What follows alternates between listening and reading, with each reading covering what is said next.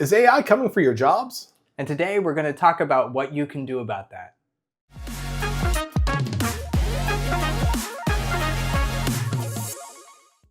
Hey, welcome back to the Buy Your Kids a House podcast series. Again, I'm Matt. This is Andrew.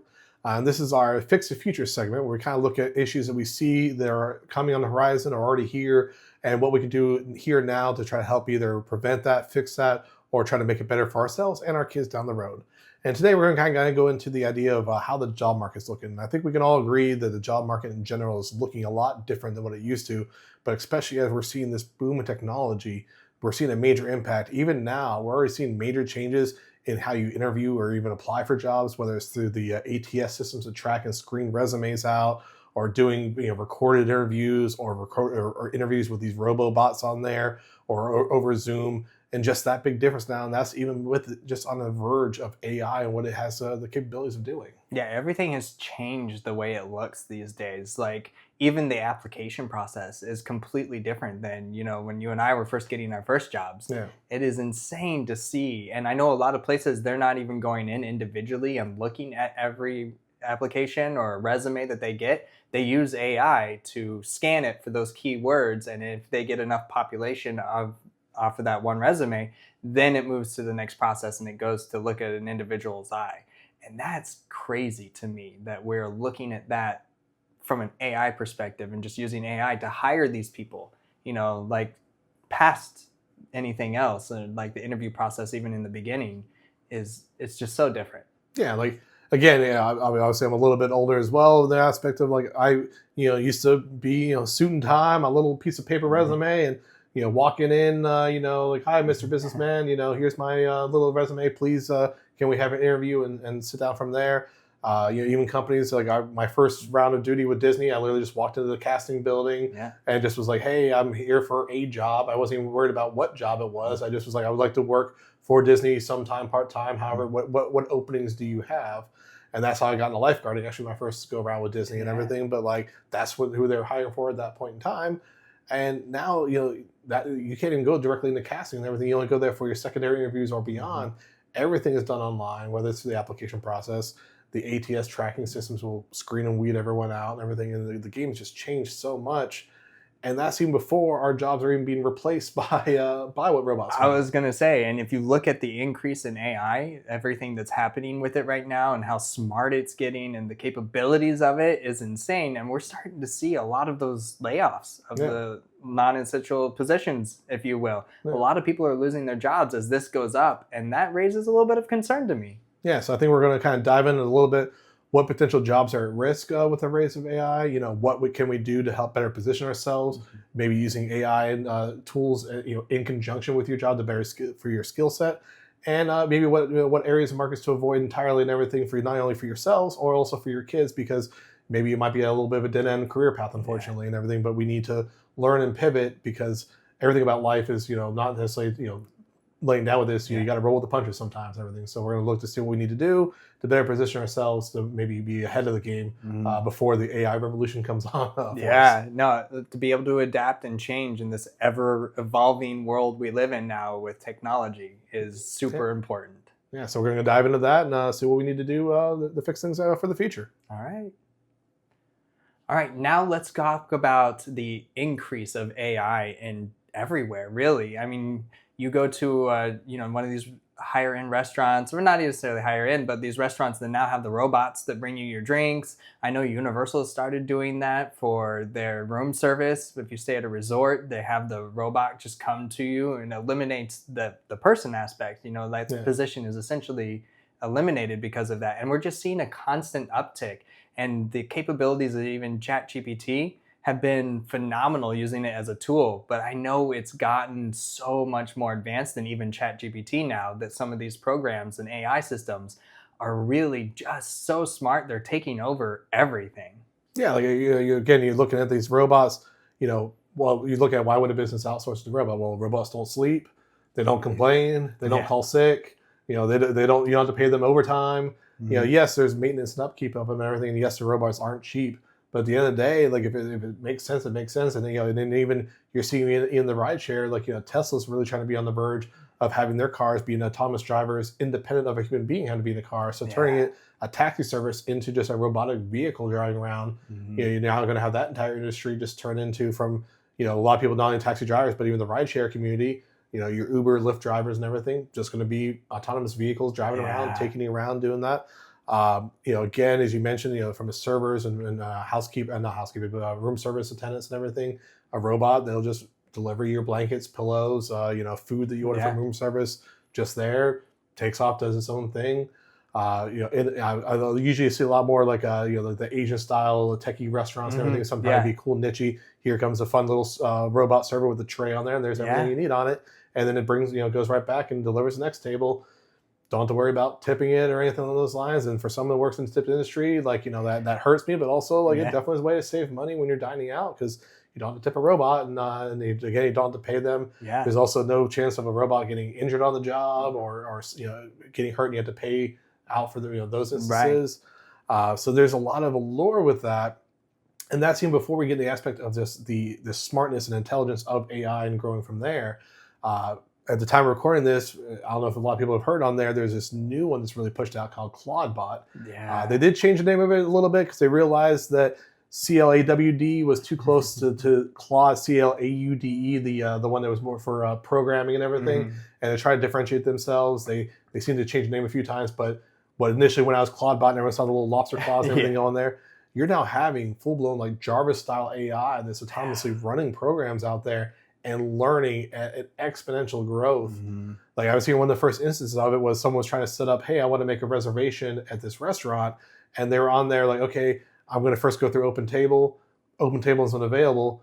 The Claudebot then taught itself how to use a AI voice operating system, then called the restaurant, got rejected by a restaurant because it was full, Yeah. and then kept changing its name and number and how to address the person at the restaurant until eventually they went over and got the person a reservation and everything.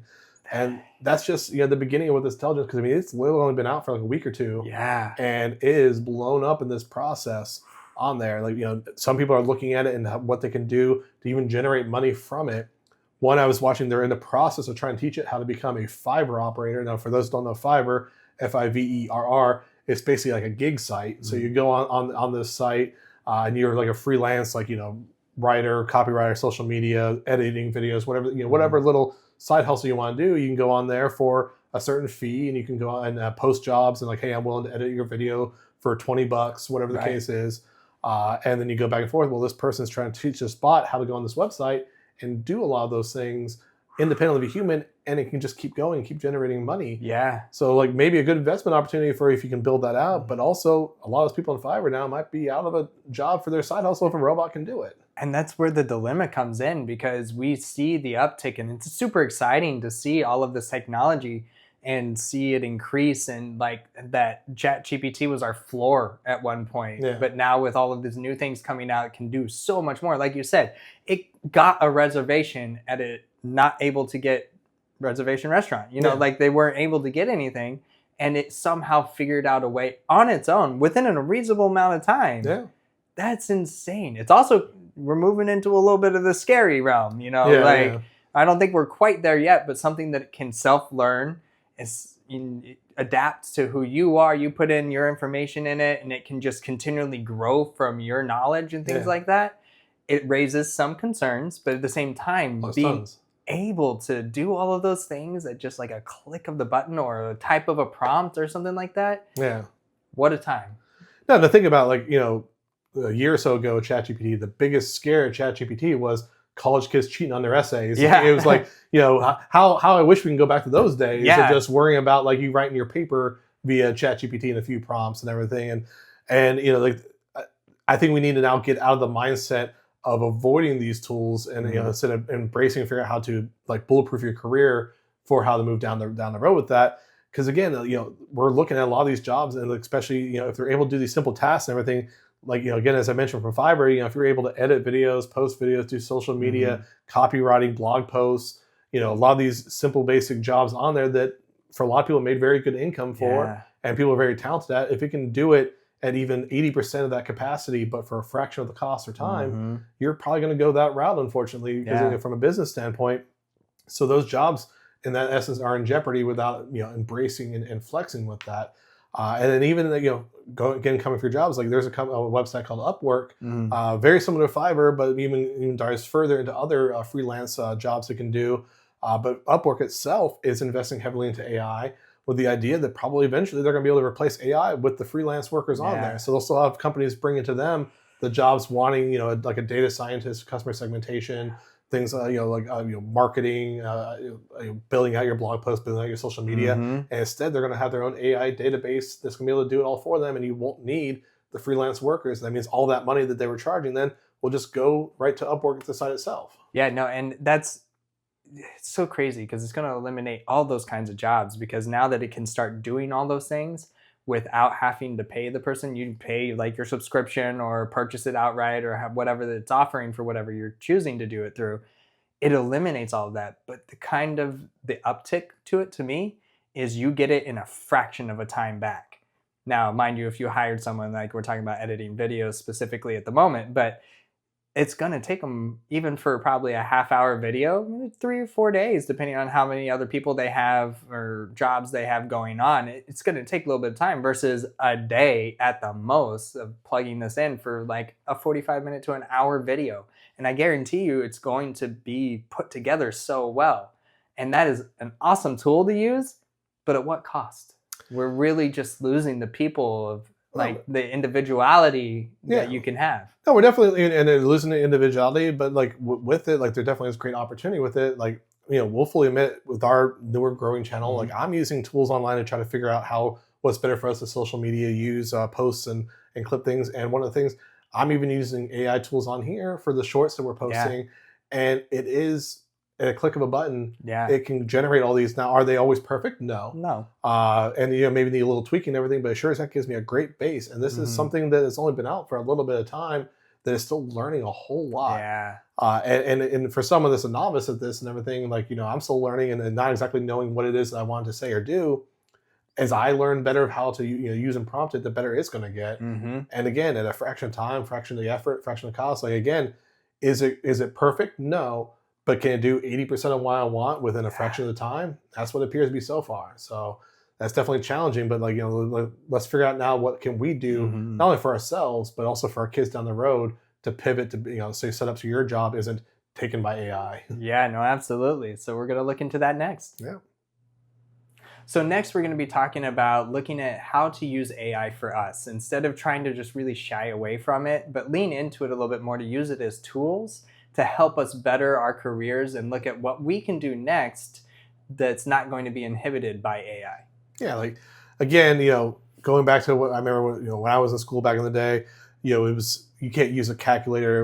They want you to do math by hand because when are you going to have a calculator at your wrist? Well, now everyone has a smartphone in their pocket and everything, so you have every bit of calculator technology at a finger's tip away and everything. Yeah. So that's what we have to kind of look at with AI as well. Again, instead of looking at ChatGPT as the enemy or what other AI tools that you're using, everything, you got to look at it like how can I embrace and look into it, using it effectively.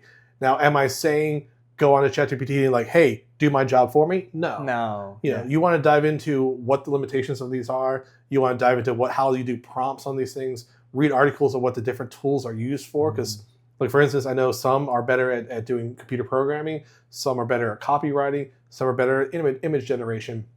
Look at what your line of work could potentially use and really read up on these things. I just mentioned Claudebot. That's a brand new one that just kind of came out of left field, out of nowhere. Read up on it, figure out about it, figure out what it can and can't do.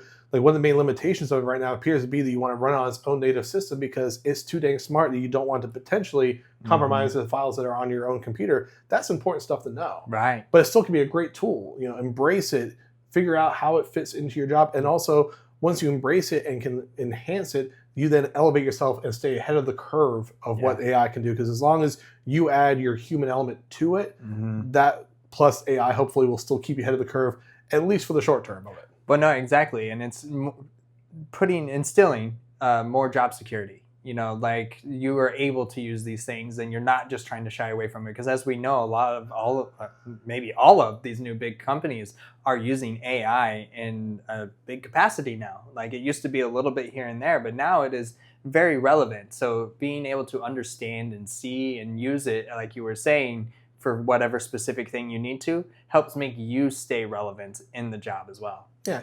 And even with things like ChatGPT, we're not talking to blindly rely on it. Double check it, confirm it, make sure it actually is legit. Because again, these AIs can be wrong, and if you have that human element to show when it's wrong or where it's lacking, is an area that where you can enhance your own skill set on there. Now I know we hear a lot of jokes, especially in a lot of office settings, that maybe your boss is a little bit older, even older than myself. I know that's possible out there. There's people older than you? No, there's a few. There's only a few. Oh, man. But you always hear jokes, especially from a millennial aspect of like, I just had to teach my boomer boss how to open a PDF or how to convert a Word document. Like again, there's even those basic office tools that a lot of us just were born into that they have struggles with. You don't want to become that with AI. You don't want Gen Z or after to look at you as that person that didn't alter up and everything. So as much as you mock the generation ahead that doesn't know how to open PDFs and everything, you don't want to be that with AI, because again, it's going to be that next level tool that we can't avoid. It is here and it's here to stay. Yeah, no, it's not going anywhere anytime soon. And to look at it differently as well, and teach our kids to look at it differently, and not necessarily rely on it, because we don't want to rely on it. Like you said, we want to just be able to use it for our own tools. But the next big question is, what does this do for college? Like, how does that incorporate? Is a degree worth it? What are you going to school for? Is AI just going to replace you as soon as you get a degree in this, and now you're going to have to pivot your entire life to something different?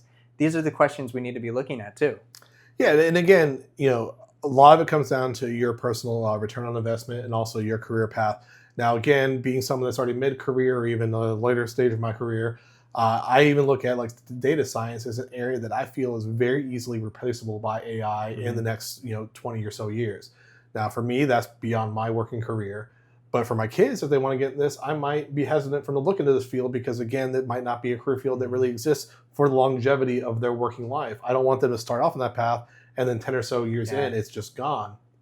So you have to take a real hard look at when you're going into college, are these degrees worthwhile? Now, I know some people are looking at when you go to college, are the degrees worthwhile, period, depending on is it something that can actually produce an income for you? But now we have to take that next step further and looking at like, is it something that's replaceable by technology? And that's not an easy solution with that.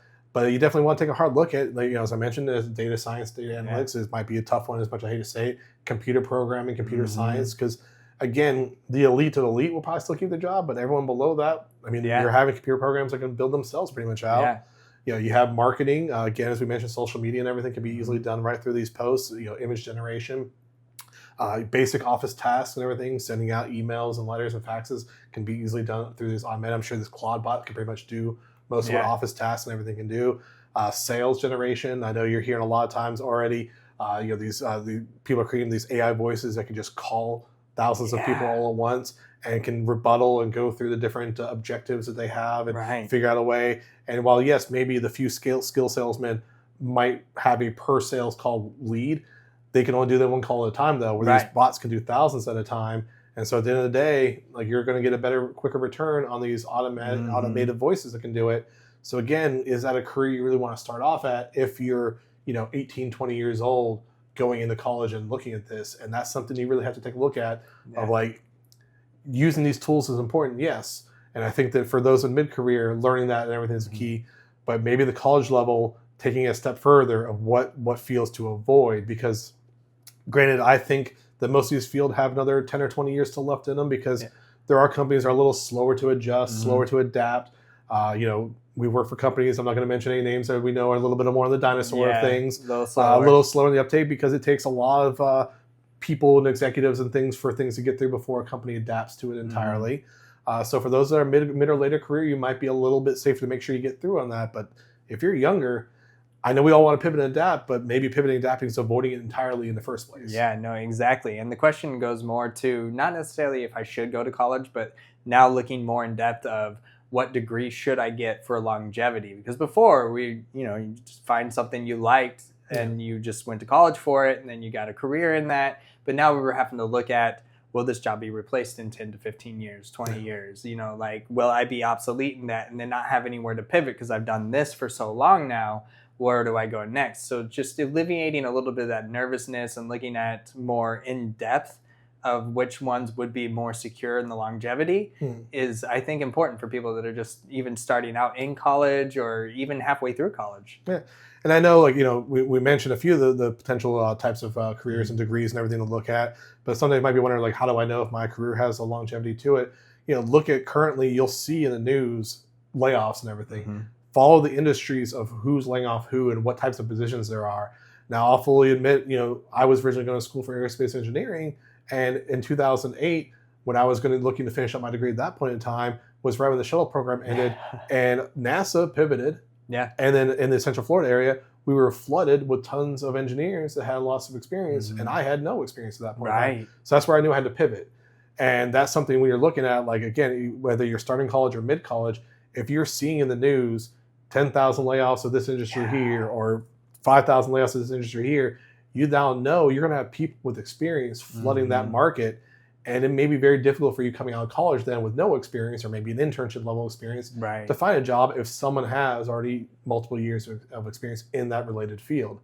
So that's maybe a sign, beyond the list of what we gave you of what to look at, and what it is you want to move forward with in your career path and everything. Now, regardless of what career path you do take, still embrace the technology, because every line of work is going to have AI tools, period. We're not going to avoid it. Like, it's going to be here in every line of work. You're like, oh, I want to be a marine biologist. They're going to have AI sonars going on out there.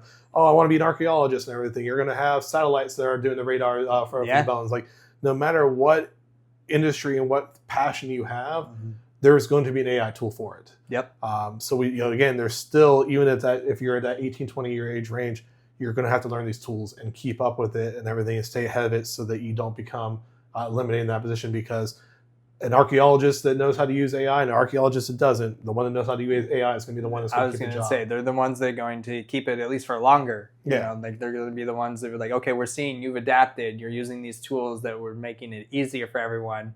So you're going to be the one that gets to stay. That one that is just completely against it, and this is why both of us say don't go against it, but use it as a tool, because as soon as even companies see your pushback, what's the incentive for them to keep you anymore? There's not. Yeah, you don't want to be a stick in the mud in this. Like, you have to embrace change. Change is inevitable. It's here. It's here to stay. It's not going anywhere. Pandora's box has been opened. We can't reclose it.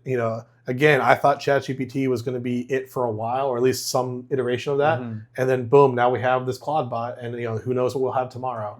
Like, it is growing exponentially here, and there's not anything stopping it. So not embracing it and not staying ahead of it, not educating yourself on it, is going to be downfall. Now, some people might look at, like, well, where do I look at? Again, simple things like YouTube videos, tutorials. There's also websites. I'm a big fan of Data Camp, not a sponsored show. If you want to be, hey, holler at us. But I love sites like that I can go on there, and it gives tons of little tutorials and hands-on experience with a lot of these types of tools and everything on there.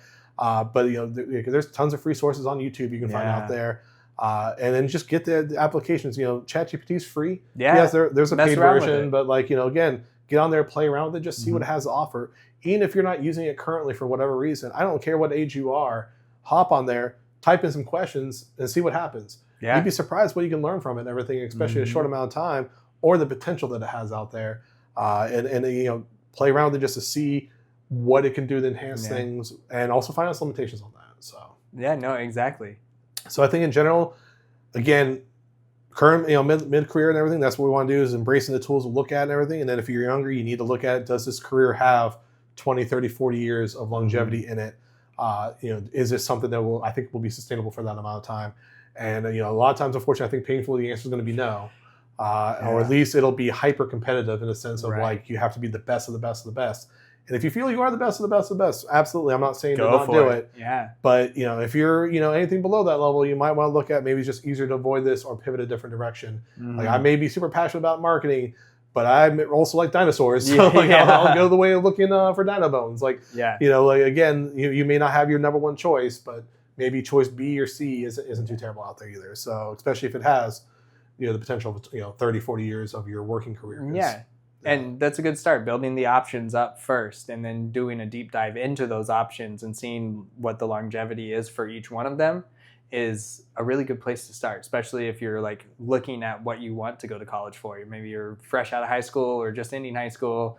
Use it. I mean, I don't know if it's contradictory, but use ChatGPT for it. I was literally just about to bring it up. I was like, you can literally ask ChatGPT, like, Yeah. like, hey, do you think this industry will be around in 20 years or And- whatever? Or like, hey, is there growth in this or layoffs in that? Like, it can answer those questions for you. Yeah. Again, using tools for your advantage and everything. But like, what's nice about that currently is it's not biased. It's not going to try and convince you that AI is the right way. It'll give you just the data that is out there, and it pulls from millions of sources to give you the accurate data instantly. And then you can see, like, it'll tell you the truth. It'll show you the statistics and go based off of that. Yeah. So again, I wouldn't necessarily talk to a college recruiter and everything along those lines because they might be biased. Correct. But as you mentioned, ChatGPT currently at least has filters in place and everything. So again, just finding out the facts from that. Because again, a college is trying to sell you something. They're trying to sell you to come into their missions to the school, to come take the degree.